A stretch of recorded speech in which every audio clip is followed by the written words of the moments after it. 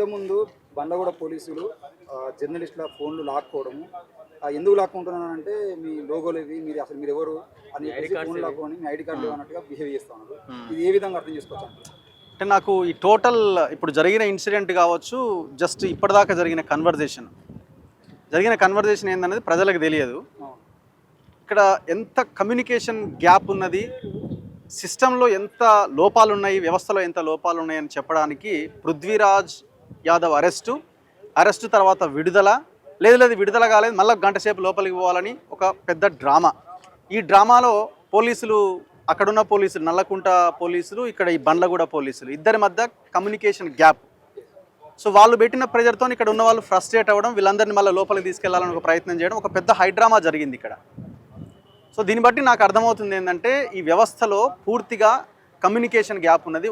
ఒకరి మీద కోఆర్డినేషన్తో పనిచేస్తున్నట్టు ఎక్కడ కనబడట్లేదు. అన్నింటికంటే మించి ముఖ్యమంత్రి దగ్గరనే అన్ని మినిస్ట్రీ పదవులన్నీ పెట్టుకోవడం వల్ల ఇవాళ హోమ్ మినిస్టర్ ఈ రాష్ట్రానికి లేకపోవడం కూడా ఇది ఒక ప్రధానమైన కారణం. ఎందుకంటే హోంమంత్రి ఉంటే ఎక్కడికక్కడ వాటి మీద కొంత రివ్యూలు చేయడమో లేకపోతే కొంత భయం ఉండడమో కింద ఉన్న అధికారులకు ఇవన్నీ ఉంటాయి. కానీ అలాంటి పరిస్థితి ఇక్కడ లేనట్టుగా కనబడుతున్నది. విమలక్క గారు మాట్లాడుతున్న క్రమంలో సడన్గా పోలీసులు ఎంటర్ అయ్యి మీరందరూ ఇక్కడి నుంచి వెళ్ళిపోవాలి, మొత్తం ఎవరైతే బయటికి 10 మంది వెళ్ళారో పృథ్వీరాజ్తో పాటు వాళ్ళందరూ మళ్ళీ లోపలికి వెళ్ళాలి, మీరు ఇంకా బయటికి వెళ్ళడానికి ఒక గంట సమయం ఉందని. మరి బయటికి పంపించింది ఎవరు? పోలీసులే. మరి ఇదేమన్నా గ్రౌండ్ ఫ్లోర్ నుంచి బయటకు వచ్చినా లేదు, 3rd ఫ్లోర్ నుంచి 3 ఫ్లోర్లు దిగిన తర్వాత మళ్ళీ వాళ్ళు బయటకు వచ్చారు. మరి ఎందుకు పంపించారు? అయితే ఇంకా ఇక్కడ సీన్ ఏంటంటే విమలక్క గారు వెంటనే ఉస్మానియా యూనివర్సిటీ ఏసీపీ అనుకుంటే, ఏం పేరు ఆయన పేరు, జగన్, ఆయన గారితో మాట్లాడడం జరిగింది.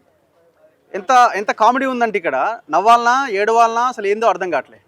ఫోన్ చేయగానే ఆయన ఏమంటుండు, పృథ్వీరాజ్ ఇట్లా అరెస్ట్ చేశారు కదండి, హూ ఇస్ పృథ్వీరాజ్ అన్నాడు. పృథ్వీరాజ్ అరెస్ట్ చేశారు, పృథ్వీరాజ్ మేము ఎప్పుడు అరెస్ట్ చేసాం?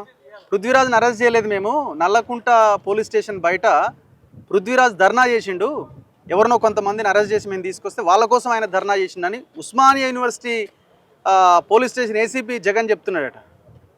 విమలక్క గారు చెప్తున్నారు పృథ్వీరాజ్ నిన్న రాత్రి 12:30కు అరెస్ట్ అయ్యిండు, అక్కడి నుంచి నల్లకుంట పోలీస్ స్టేషన్ తీసుకొచ్చారు, నల్లకుంట నుంచి ఇప్పుడు బండ్లగూడ పోలీస్ స్టేషన్ తీసుకొచ్చి ఇప్పుడు జస్ట్ 4 గంటలకు బయట పంపించిన తర్వాత జరిగిన డ్రామా ఇది. రాత్రి 12:30 నుంచి మాలాంటి వాళ్ళని ఫాలోఅప్ చేస్తున్నాం. ఇప్పుడు ఈ ఛానల్ అన్నింటిలో, మా ఛానల్తో పాటు అన్ని ఛానల్స్లో వీడియోస్ ప్లే అవుతూనే ఉన్నాయి.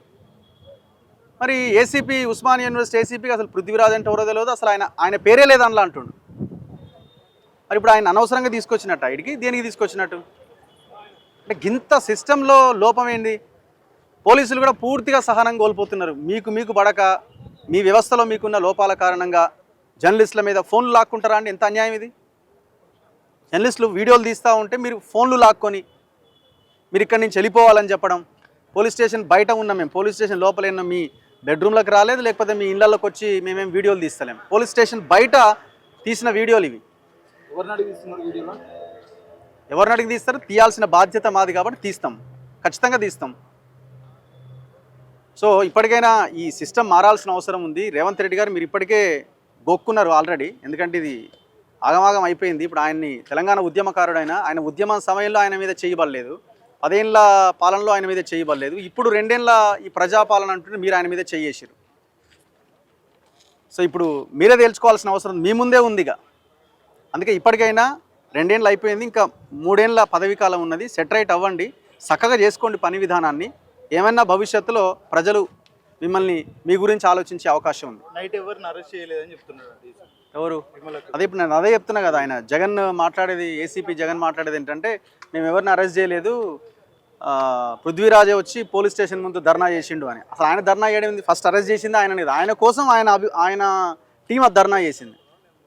అది అంటే ఇదే కోఆర్డినేషన్ లేకపోవడమే ప్రధానమైన కారణం.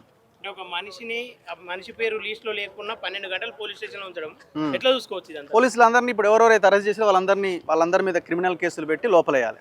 అరెస్ట్ ఎవరైతే ఎవరి ఆదేశాలతో వచ్చిరో, మరి నేను అనుకోవడం పై ఆఫీసర్లకే తెలియదు అంటే పై ఆఫీసర్ల ఆదేశాలతో ఆ పోలీసులు రాలే. ఎవరు ఆదేశాలతో వచ్చారు? ఎవరో ఒక లీడర్ చెప్తే వచ్చి ఉండాలి, లేదంటే ఏదైనా ఒక మాఫియాకి వీళ్ళు కొల్యూడ్ అయిపోయి వాళ్ళు చెప్తే నన్ను వాళ్ళ ఇంటికి వచ్చి ఉండాలి. కాబట్టి మరి ఆ మాఫియా ఎవరు, ఆ లీడర్లు ఎవరు, వచ్చిన పోలీసులు ఎవరు? మరి పోలీసులు అని నిజంగా సివిల్ డ్రెస్లో ఉన్నారు, పోలీసులు కాదా? మరి తెచ్చింది అయితే పోలీస్ స్టేషన్కే. మరి వీళ్ళు వాళ్ళందరూ కలిసి చేతులు కలిపిరా? దీని మీద ఎంక్వైరీ జరిపి లోపలేయాలి అందరినీ.